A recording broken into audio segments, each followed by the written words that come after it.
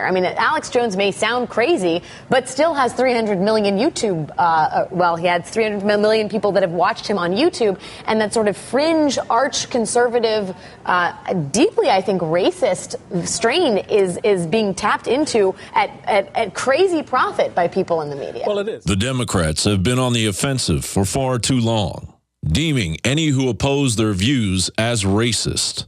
But many people don't realize that it was the Republican Party that spearheaded the abolition movement, beginning with Democratic Republican Party member Thomas Jefferson. Yes, Jefferson was a slaveholder, but he included bold anti-slavery language in the original draft of the Declaration of Independence that was removed. As president on March 2, 1807, Jefferson signed the act prohibiting importation of slaves.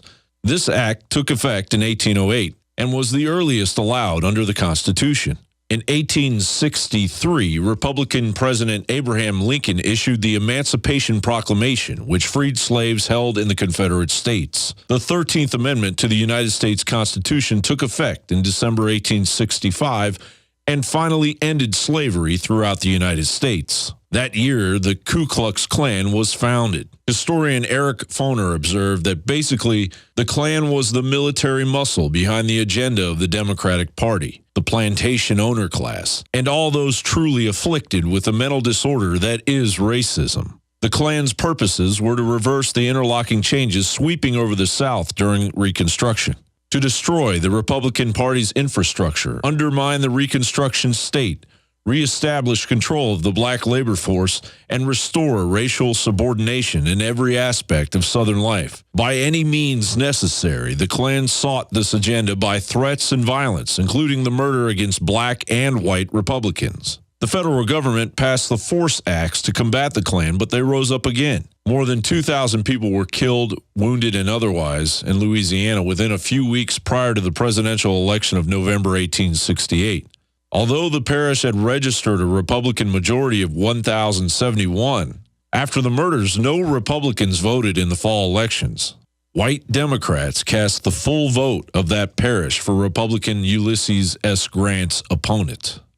The KKK killed and wounded more than 200 black Republicans. 13 captives were taken from jail and shot. A pile of 25 bodies was found in the woods. The Klan made people vote Democratic and gave them certificates of that fact. Furnifold Simmons, a Democratic chairman, ranted about the pervasiveness of black power in an editorial for the Raleigh News and Observer. The Republican Party has the Negro on its hands, and it has to pay some respect to his wishes, the Democrat explained. Furthermore, to hold the Negro solid, the party must give him local offices in the counties and towns where he is numerous. If the party gives him these local offices, then bad government must follow. The Democrat reasoned with obvious stupidity. In 1939, Planned Parenthood pioneer and leftist Margaret Sanger began the Negro Project. To bring people along willingly, she enlisted black preachers to support sterilization. She outlined the deceitful plan in a letter to Clarence Gamble of the Procter & Gamble empire. We should hire 3 or 4 colored ministers, preferably with social service backgrounds and with engaging personalities. The most successful educational approach to the Negro is through a religious appeal. We don't want the word to go out that we want to exterminate the Negro population.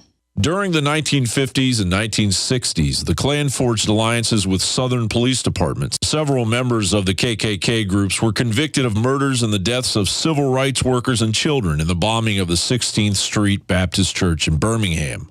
Meanwhile, a group of African-American students enrolled in Little Rock Central High School in 1957. Their enrollment was followed by the Little Rock Crisis, in which the students were initially prevented from entering the racially segregated school by the governor of Arkansas. It took the intervention of a Republican President Eisenhower to allow the Little Rock Nine to make American civil rights history.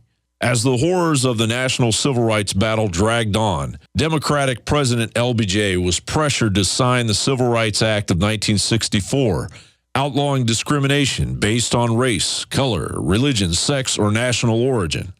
and the Voting Act of 1965, designed to enforce the voting rights guaranteed by the 14th and 15th Amendments to the United States Constitution. But behind closed doors, LBJ said this: "These Negroes, they're getting pretty uppity these days, and that's a problem for us since they've got something now they never had before. The political pull to back up their uppityness. Now, we've got to do something about this. We've got to give them a little something that's just enough to quiet them down, not enough to make a difference. I'll have them, N-word, voting Democratic for the next 200 years." And it's so frustrating to see all of this unfolding and the fact that they're using race-based politics to say, turn your guns in or you're racist. Support Obamacare or you're racist. And whites have been so conditioned to be politically correct that they could say, go jump off a cliff, white person, or you're racist. And the average white person would probably jump off a cliff, even with their newborn baby, if ordered to do so by Rachel Maddow or Ed Schultz. The horrific history of the Democratic Party all but forgotten. Gradually, the Republican Party that had been carrying the torch for the rights of all men was painted into the white Southern racist party by the Democrats.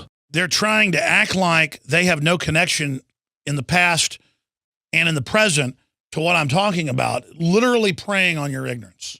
Welfare that had supported the poor white man now went to the 70% of the minority population that gleefully shifted over to the Democratic Party, not even realizing that they had been led into a life of welfare and a system designed to destroy the family. This report is not an endorsement of either party. It is simply the history that we must relearn or be doomed to repeat. See, the globalists are playing everybody off against everybody. That's why we have to unify around ideas and liberty, not around skin color. Symbols are powerful, and the globalists have hijacked the symbols of America. They've turned them into their own symbols. Well, we are restoring the idea of the true republic, not the counterfeit globalist empire, by promoting the icon George Washington and others. That's why we're rolling out on 100% made in America line of incredible pro-liberty apparel. We are repopularizing liberty. We are helping fellow Americans rediscover what made this country great. We are the spirit of 1776. We are 1776 worldwide. We are all brothers and sisters in arms in the animating contest of liberty in the long march towards humanity's ultimate destiny of freedom.